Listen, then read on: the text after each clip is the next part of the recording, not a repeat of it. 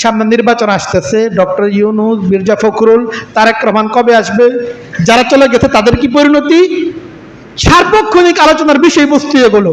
ইমানি কোন মুযাকারা নাই। আপনি এক সপ্তাহের মধ্যে কতবার তাদের আলোচনা করছেন, আর কতবার আল্লাহর আলোচনা করছেন, আল্লাহর জিকির করছেন, চিন্তা করে দেখেন। ইমান কিভাবে থাকবে, ইমান কিভাবে টিকবে মুমিনের?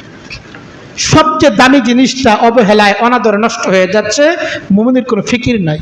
আর যত অপ্রয়োজনীয় জিনিস আছে, অপতথ্য আছে, যত গুজব গজব আছে, সারাদিন এগুলোর ভান্ডার নিয়ে চলতেছে। বড় দুঃখজনক ব্যাপার এগুলো বিষয়।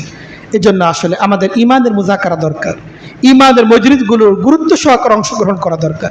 আল্লাহ তাআলা তার নবীকে পর্যন্ত আদেশ করছেন, ওয়াসবির নাফসাকা মাআল্লাযীনা ইয়াদউনা রাব্বাহুম বিল গাদাতি ওয়াল আশিয়্যি।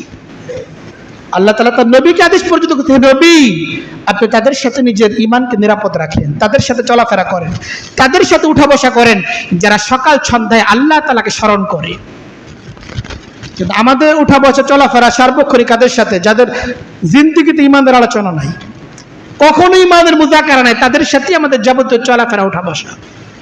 কিন্তু যাদের কাছে গেলে আমাদের ইমান তাজা হবে, যাদের কাছে গেলে আল্লাহর হুকুম সম্পর্কে জানা যাবে, যার সাথে চললে পরে আল্লাহর কথা মনে হয়, আখিরাতের কথা মনে হয়, এমন কোন ব্যক্তির সাথে আমাদের চলাফেরা নেই।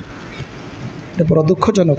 অবশ্যই আমাদের ওঠা বসা চলাফেরা তাদের সাথে হওয়া চাই যাদের সাথে চললে ইমান তাজা হয়, ইমান নিরাপদ থাকে, ইমান সম্পর্কে জানা যায়, আল্লাহর হুকুম সম্পর্কে জানা যায়, আল্লাহ তাআলার বরত্বের কথা মনে হয়, দিন অনুসারে চলতে হবে এই অনুভূতি অন্তরে জাগ্রত হয়, এমন ব্যক্তিদের সাথে আমাদের চলাফেরা এটা হওয়া চাই।